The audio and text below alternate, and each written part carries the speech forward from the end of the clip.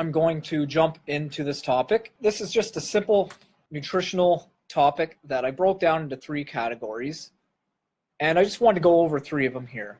So there's tracking calories, and there's tracking macronutrients, and tracking the quality of your nutrition that you take in. These things are all different, of course, but they're all important roles into healthy eating and nutrition. So the first one is calories.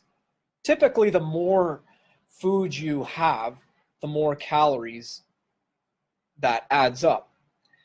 But the big misconception that people have is some people might think more calories equals more energy. Well, calories is just a unit of measure of energy expenditure of that particular food, if you will, but it doesn't mean that it gives you more energy. Like a Big Mac is not going to give you more energy than, say, an apple. Calories are very easy to follow. I mean, if you are calorie conscious, you can just look on the ingredient label to see how many calories there are, or you can look it up on Google, see how many calories are in a serving of a produce or whatever.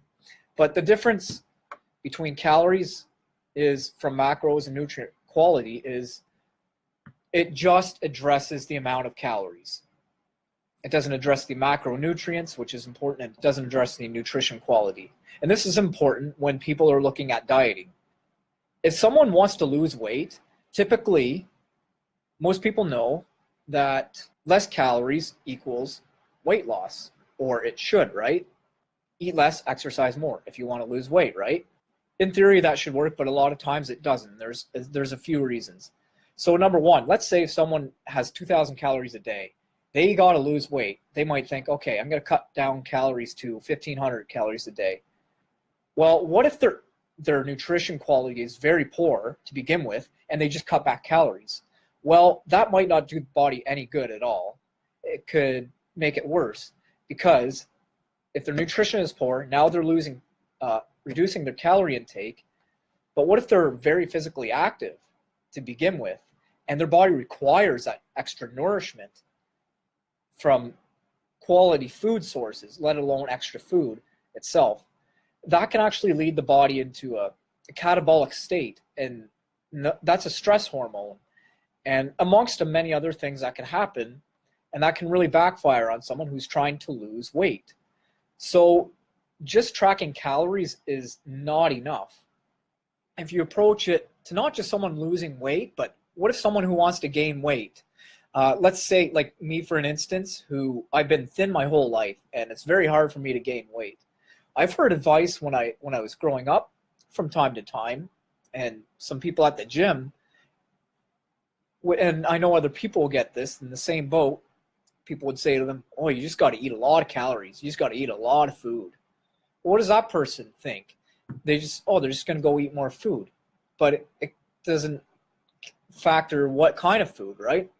So I've heard things like just eat a ton of, chocolate bars and donuts, high calorie food, right?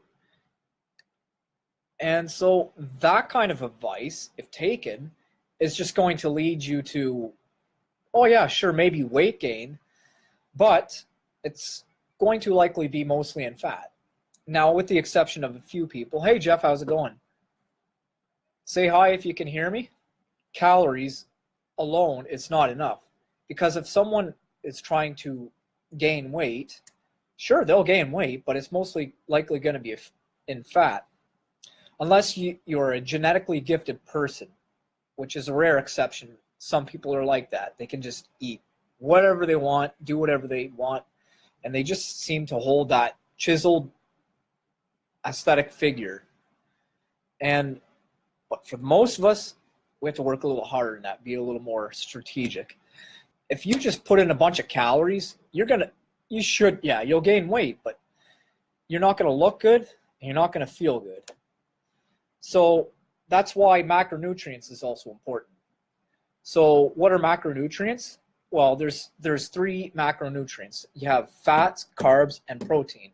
There's a lot of fad diets that come out that kind of more or less advocate the absence of either fat or carbs. And you hear a lot about those, lately, especially with eliminating carbs in your diet. But I'm a firm believer in a healthy balance of all three of these macronutrients. For that reason, I think it's to have a healthy balance of all three. And that's the tricky part. For most people aren't getting enough protein in their diet, and they're getting too many carbs and probably too much fat. So it's out of balance. And for a general health, you would want, a healthy balance of all three. It's very important. And a lot of people don't get enough protein, or they might go all through the day just eating a lot of carbs and maybe some fats, and then have a big dinner at night with, a huge steak dinner. And that would be the protein intake for the day. Tracking calories is good, but it's not enough. Tracking macronutrients needs to be incorporated too, especially when it comes to a weight loss goal.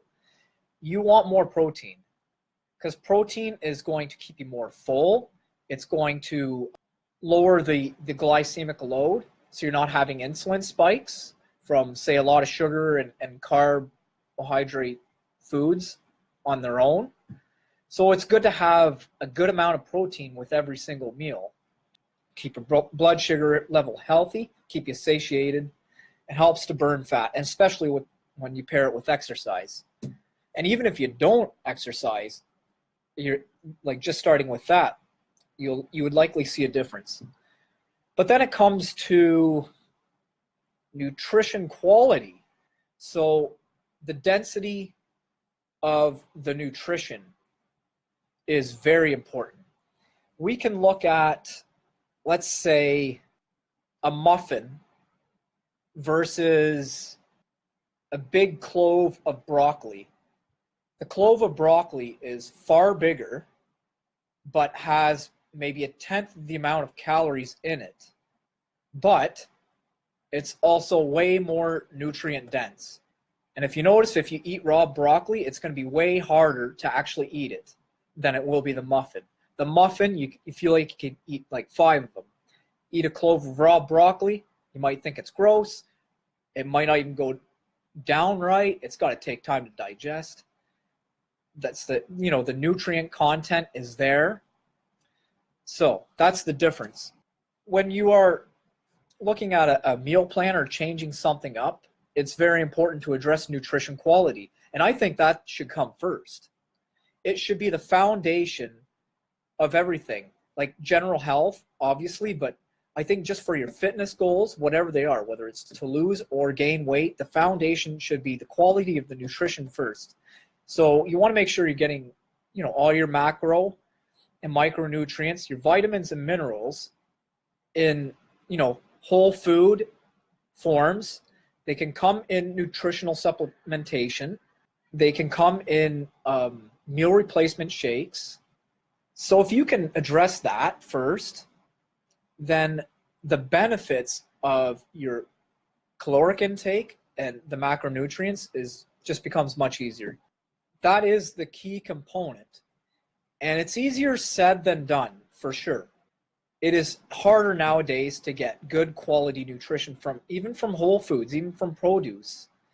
But if you can do that, meet your nutrition needs, and then you can worry about calories and your macronutrients, it becomes much, much easier. It's taken me some time to do this. It's taken me a few years, actually, but now it's almost automatic for me. And that's a good place to be, not have to think about it. If you get any value out of this, that is awesome. Just leave your comments. That is it for my discussion tonight, and I will see you on the next one. Take care, everybody.